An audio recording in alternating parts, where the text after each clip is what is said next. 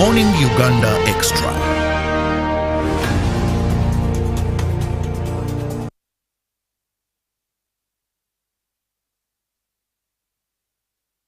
Good morning to you, and much thanks for being with us on this cold Wednesday morning.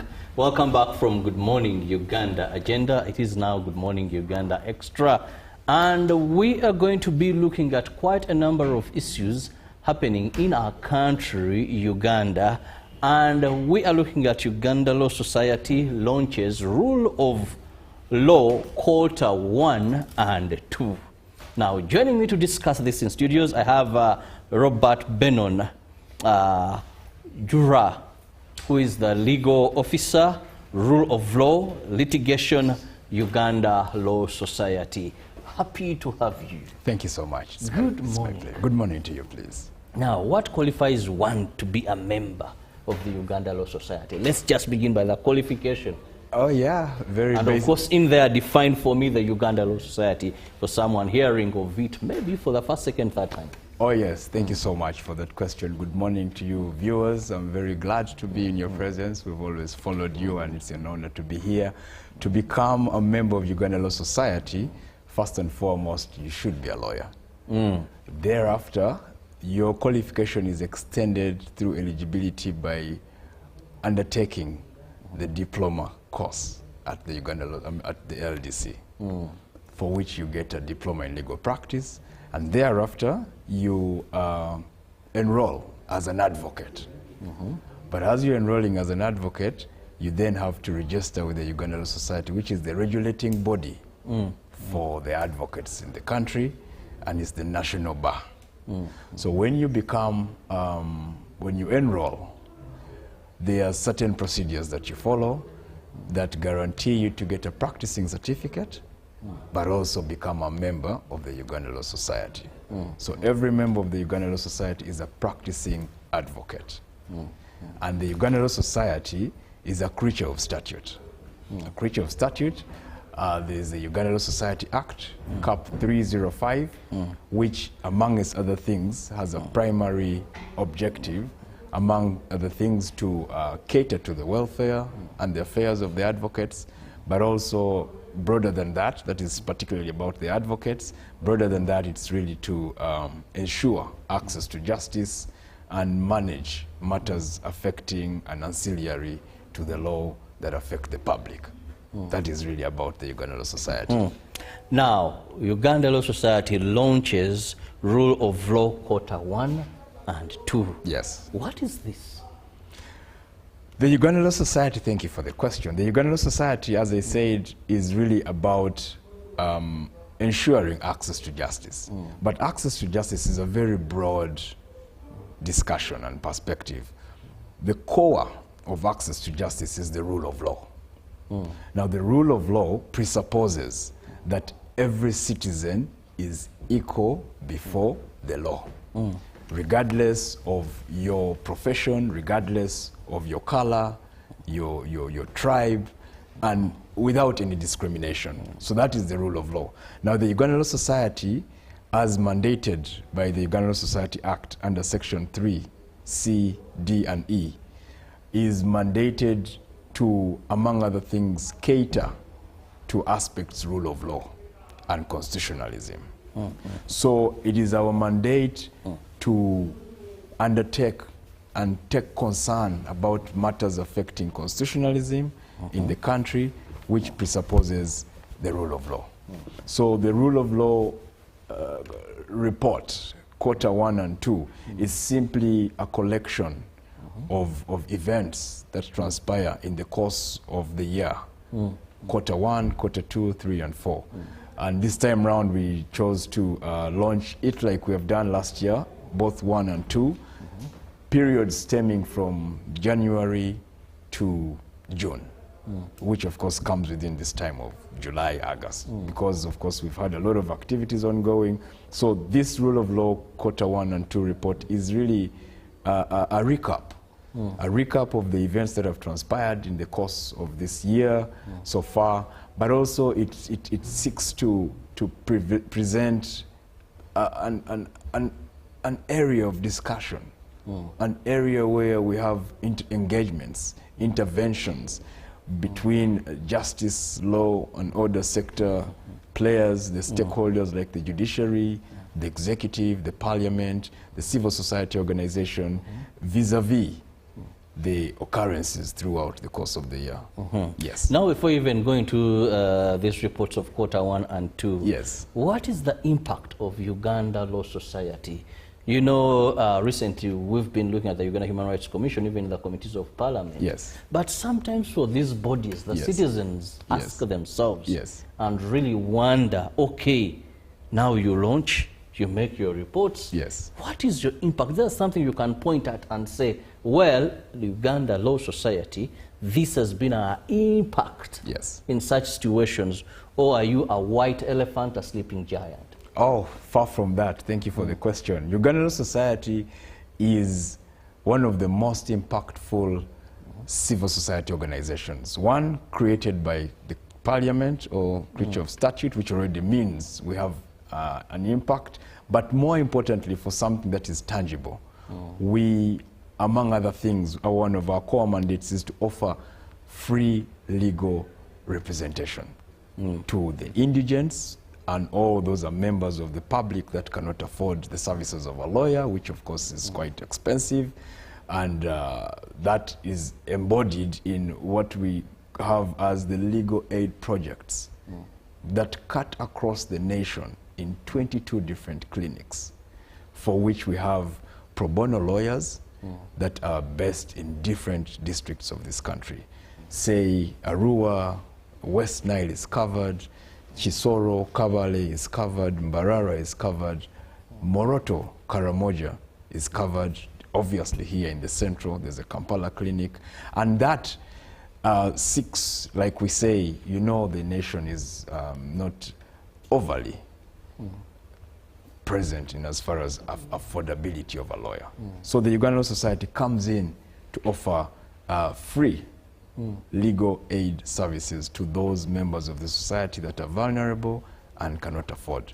Now that has had an impact in the sense that we have had an attractive brand that has welcomed intervention through donors. That means that we have had an external exposure to the public, to the indigents, by way of working with donors like the IDLO, the UNODC, the Danish Refugee Council, who help us to do the work that obviously cannot be done by one organization. So we're having a lot of interventions amongst others. But also for you to know more is that under the Uganda Law Society, we are the umbrella that covers all advocates. Away from an advocate offering legal services that should be paid for, we also have a scheme that provides for pro bono services amongst the advocates. Meaning that advocates within their scope of duty as officers of court, as offerers of services, legal services, are still required to offer pro bono. Pro bono we mean free legal services to the members. So all the members of the Uganda Law Society are charged or tasked to take on 1, 2, 3, 4 files within their very busy schedules and their very quote-unquote expensive services to give back to the society. Now that is the impact of the Uganda Law Society. But of course, it's a very broad question, like I said. The other aspects are the fact that we are a civil society organization. Our role, amongst others, is to work with the government and also speak for the voiceless and check the government and the different government departments. Now, that's where I have a lot of interest. Yes. How have you performed? Because for pro bono, yes, I must say, yes, I remember during my training, court was one of the areas I used to go to. Yes. And you would see a number of cases where there are lawyers doing pro bono. Yes. And you would see many who would be represented by such. Yes. And of course, advocating for the rights of advocates. Yes. I must say that is something you've done so much. Thank you. You've always seen when a land friend has issues. Yes, yes. That's how you love referring to yourselves. Yes. another one, or this body would come up very quickly yes. To either castigate, criticize, or help. Yes. But now this check and balance, Yes. the civil society sector of it. Yes. What impact have you been? Quite a great one, I must say. Thank you once again for the question. An attack on an advocate is an attack on the whole profession. The impact that we've had on the civil society organization has been advanced. There's been situations that different civil society organizations, as their mandate has given, to criticize, to speak out, to ask for accountability amongst the different government departments, which many a time will go wrong. And therefore, they will need to be spoken for. We've had a situation very, very recently at the beginning of this year in which quite a number of NGOs, their activities were suspended on the premise of security concerns, which we cannot tamper with because those investigations are very secluded. They are not our mandate. Nonetheless, these are organizations that are registered legally. These are organizations whose activities have been authenticated by the NGO Bureau. So for there to be a halt on the activities, it is only logical in any civil democracy that investigations are undertaken, which is true, but also there should be timelines to it. There should be reports to it. Just today morning, as I was driving here, the leader of opposition, Honorable Joel Senyonyi, was yesterday on the floor of Parliament inquiring into what happened to the closure of these NGOs. Quite a number of NGOs, around 16 plus. And these are very critical NGOs that support the work of the Ugandan society. And they have petitioned us. Yeah, we have had dialogue with them. We usually host a talk show just like this to sensitize the public and create awareness, called the Radical New Bar live weekly press and public engagement, which transpires every Thursday between 10 a.m. to midday, thereabout. And I'm privileged to actually be the host. So when you come next time, it will be, tables will turn. Please invite me. You're welcome all the time because you are a part of this discussion. But we've had those NGOs come and petition the Ugandan Society to look into the predicament. And we have actually we've written to the responsible government departments, the Ministry of Internal Affairs, the NGO board, because we found a few anomalies within the course of what the state did. And we don't want to go full blown. We are members of Reason. We are the National Bar Association. We speak for the voiceless. When an NGO that is legally registered, because they are, has a challenge, because they are also part and parcel of what we do. We have been out there. So a number of them have gotten results, if not a letter written back, which is also important, even if it's not necessarily positive. There's been feedback, and there's been contentious discussions, backdoor, behind the scenes discussions on what is happening, what is expected of us, have they done right, what wrong have they done, what more can they do. There is a lot of array of discussions that is ongoing about how we are having interventions about these civil society organizations. And that, of course, means that the Ugandan Society doesn't sit. We're always on our toes, trying left, right, and center to advocate for the rights of the members of the society, because we are about the Constitution. We are about constitutional order. We are about interpreting the Constitution, and the Constitution provides for freedom of association, freedom of expression, which is curtailed when you are halting the activities of an NGO without reason, let alone no response in 8 to 9 months. You can remember so well, I'm sure you remember, the number of individuals or employees under the auspices of these NGOs have been so many. Families have been affected. People have lost jobs. And we cannot sit back, because those same members of the society come to us. They become indigent. They become vulnerable over time. So we are very concerned, deeply concerned about fellow civil society organizations being affected. Yes. Now, when we look at this quarter 1 and 2, yes, help us understand what are those outstanding issues contained in the report? Oh, it is quite heavy, but I will, as you said, allude to a few of them. I can remember very vividly at the beginning of the year, we had a very critical exercise, constitutional exercise within the government, which is exercising one's constitutional right to vote, the president of the country and all other elective positions. Before that, there was an arrest, call it arbitrary, of one of the very prominent civil society organization individuals in the names of Dr. Sarah Birete, which made headlines, obviously, and you can imagine who took center stage to support the cause. I was privileged to be part of that team, because I'm in the litigation department. I am in the litigation department. I am the officer there. We had to chase after Dr. Sarah Birete's release for bond first. Bond failed, and until she appeared in court, and we secured her bail.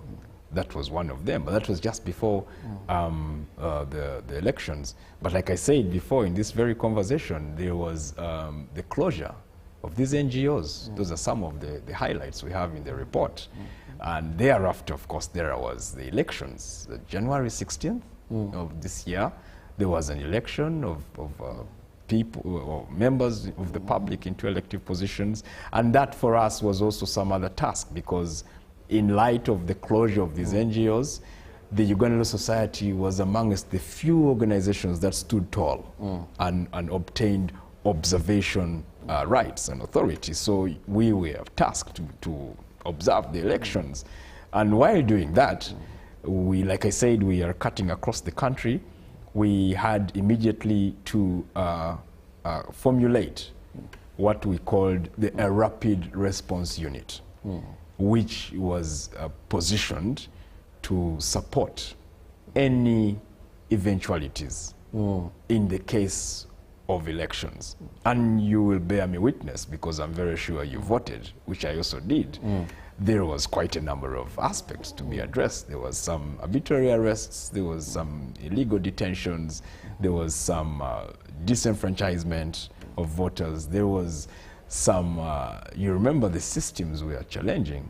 Some of those systems never got to work, which was said to be voting online and bio. So that said, whereas we could not affect the change of the biometric system, verification kits. Yes, we had the privilege of being on the ground, boots on the ground, managed through the rule of law. It's ULS really, Rapid Response Unit. We observed elections. We attended to bail applications, bond applications for over 300 to 500 numbers of citizens. That's number two, number three, you can say. And it led us to around the first quarter, thereabout.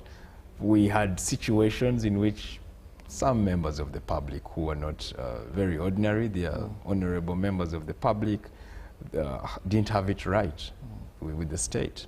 One example is Honorable Mwanga Chivumbi. That was also another scenario which raised eyebrows. And we took note of it, because we were in Butambala. We were in Butambala listening to what was transpiring. And it ordinarily began with a few election violence charges, which I was there to witness. And then when the day for bail hearing came, we were shocked that the charge sheet was altered from the 24 original suspects. we had one extra individual, and this happened to be Honorable Mwanga Chivumbi, for various allegations, which I cannot speak so much into. The case in court. But that, of course, left us having to manage, okay? Because he is not an ordinary citizen, and the allegations were actually capital, okay? Which, because he's in court, we cannot speak about. That was another. Then, of course, there's been others as time has gone, like the detention and arbitrary arrest of Lord Mayor Emeritus, or senior advocate, Arias Lukwago, which led us to something that is in the quarter report to make an intervention, a necessary intervention to have a strike and send a message that, like I said, such a kind of treatment of a senior advocate who is a champion of rule of law is meted on any other advocate. That is another. The other was the arrest of Honorable Miriam Matembe, a mother of the nation, a former parliamentarian, a very ardent rule of law champion who has spoken her voice out. She was also arrested arbitrarily, and the ULS took charge to, try to secure her bail, which by the grace of God has happened. Those are some of the things. And one that is very biting is the most recent. The rest have not necessarily gone out of steam. There was one in which the Dr. Kiza Besige has been making headlines. That is calling for recusal of Justice Waguma. So many things. That is, I think that is the least of them, because the most recent touches the heart of rule of law in as far as legal representation is concerned. Just yesterday, we had the privilege of, being in court. And it's a long story. It's something that has been biting for the past 2.5 years. And every other session that comes is one to have us concerned about practice of law. Now, that is from the lawyer putting on his legal perspective and view. Yes. And of course, just to let you know that they will be launching their rule of law Q1 and Q2. So now let's go. When is this launch? And how have you planned for it? Oh yeah, thank you. This launch is a week and a half from today, next Thursday. Today is the 5th, so it's on the 13th, next Thursday. It is now going to be held at the Uganda Law Society Secretariat offices along Acacia Avenue, John Baviha Road. It will be starting at 8:30 a.m.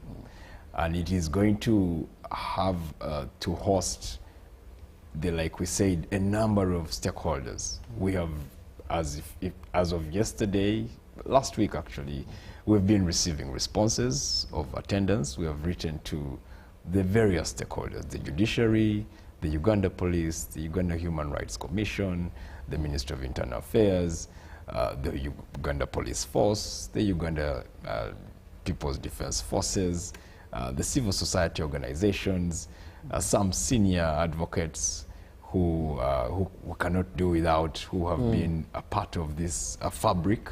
And yes, we are receiving responses. So the intention is that we shall launch the report by having these copies printed, but then also have a panel discussion like we're having, but of course with a number of such kind of government representatives, civil society representatives, and representatives from the Uganda Law Society, a general body, to have some of these discussions, create awareness, let the people know about the importance of rule of law, the events that have happened, how they affect or how they affect the society, and what can be done, seeking interventions and ways to work together, because we are about the Constitution and constitutional order.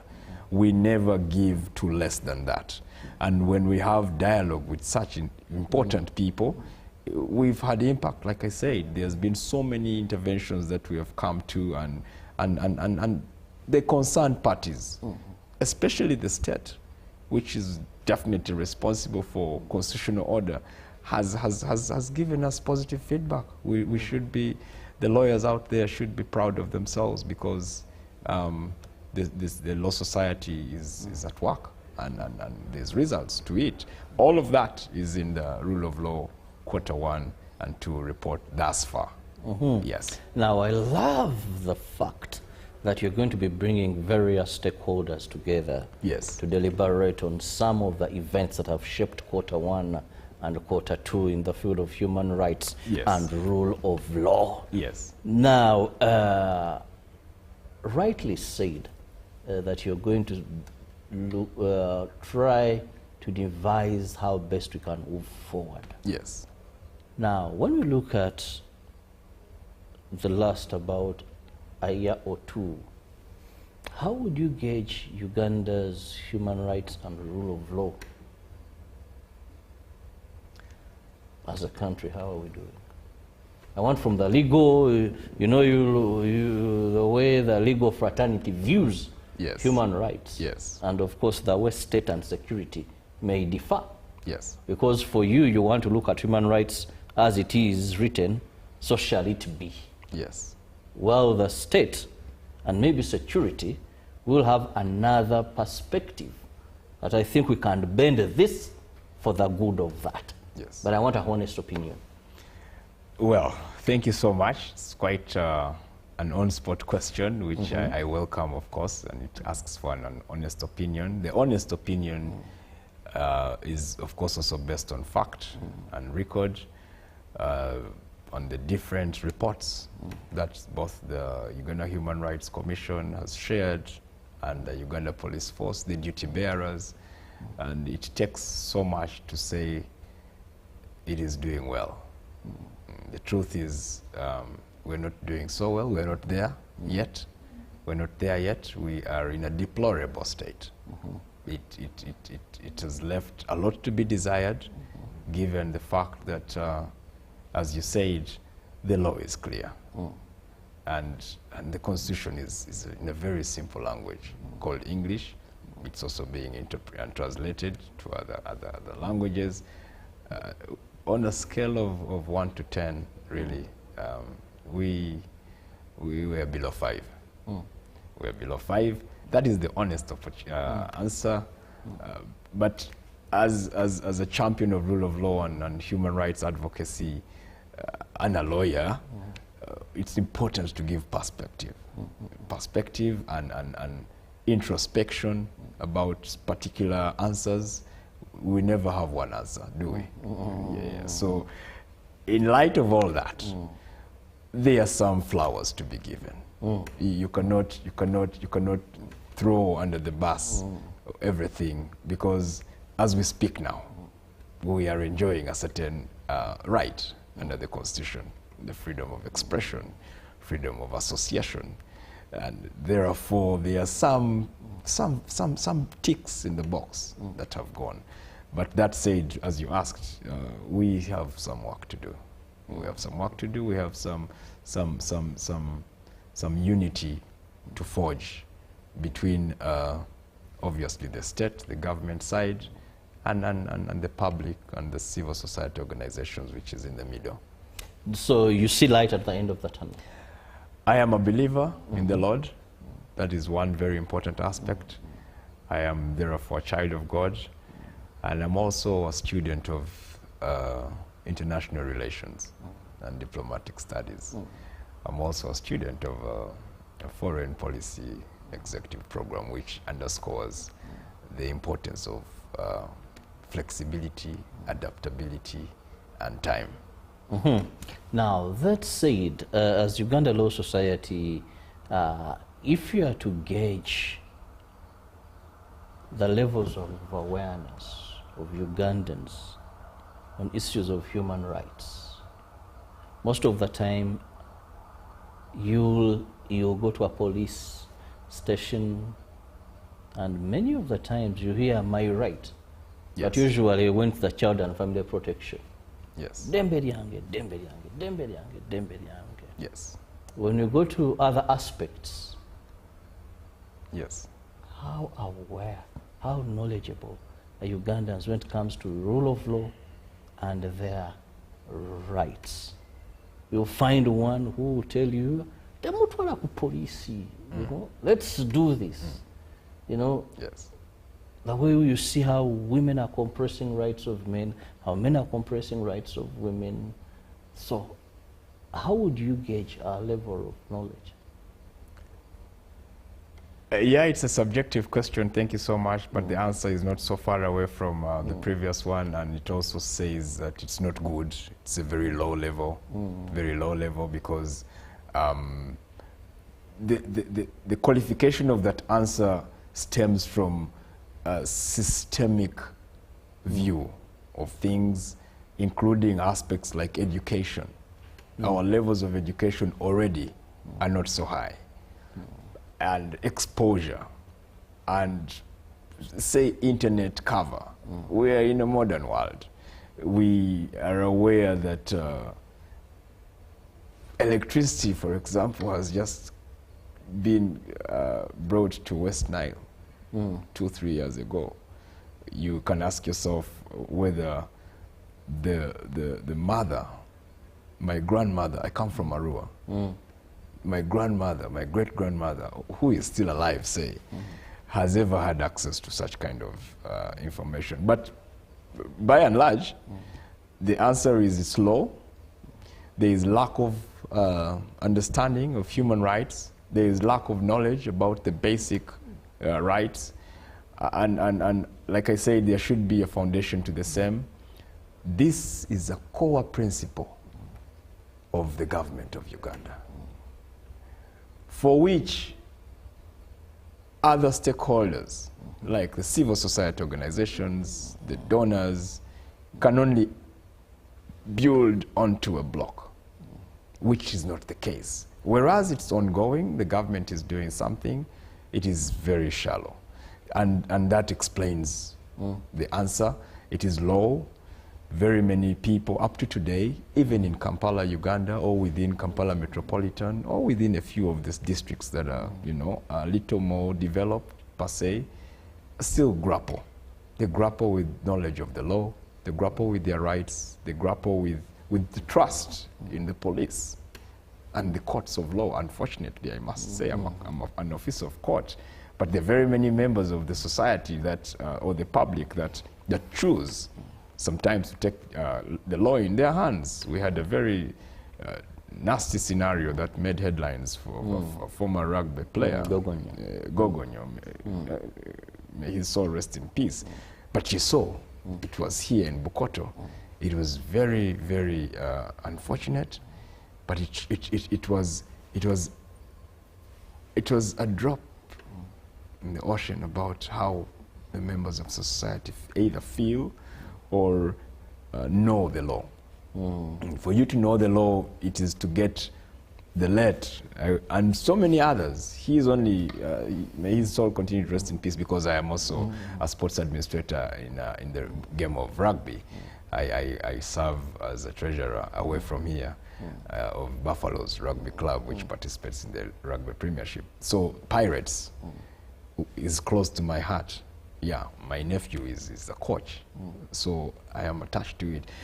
If anyone who knew the law were in such a position, the simplest thing was to take the individual to Kira Road Police Station. It was hardly 500 meters from that place, or Ntinda. It's as simple as that.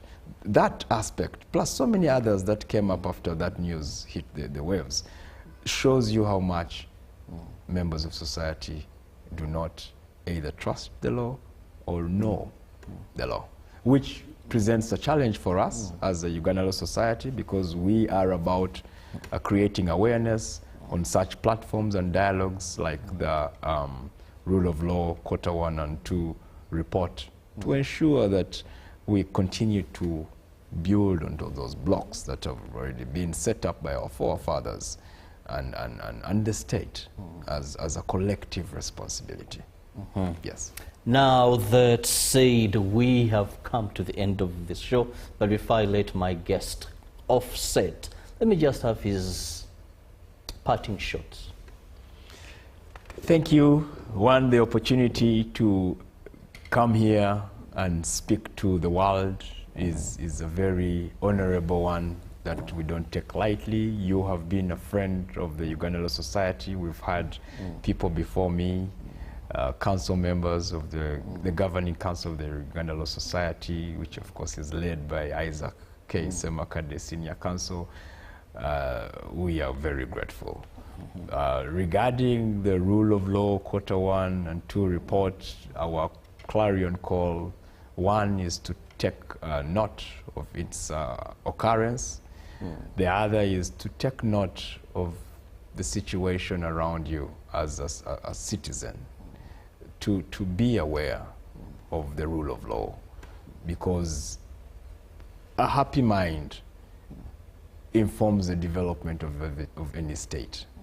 It's a responsibility both of the state and the citizen, in collaboration with those that are in position, to work together and ensure systemic growth into an actual democratic state where the Constitution is the supreme law, everybody is never above the law, and when there is any such kind of situations, let the law take its course. Let the Constitution be said to be the supreme law.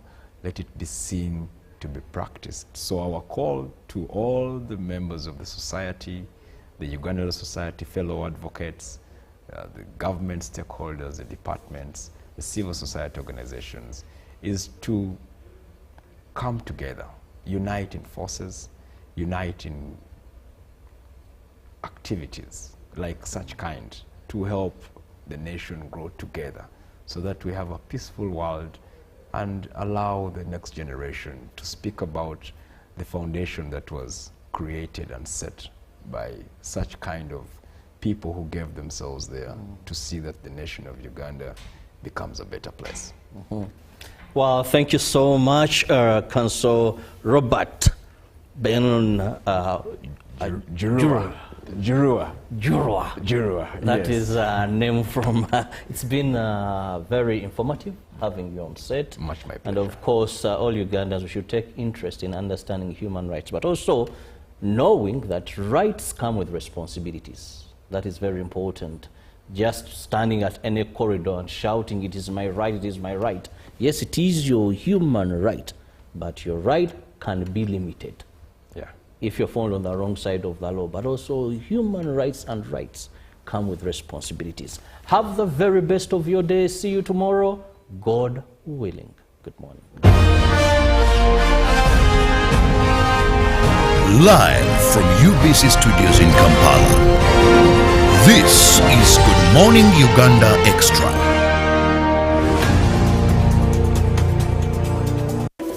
In a nation hungry for truth, a world where every story matters, there exists a beacon of trust and reliability. For decades, they've been our voice and our window to the world, holding the mirror of our history. With 4 TV stations and 11 radio channels spanning 27 languages, they stand as guardians of information, defenders of truth. With Mascari Heritage Advantage, they uphold every citizen's right to reliable and free information.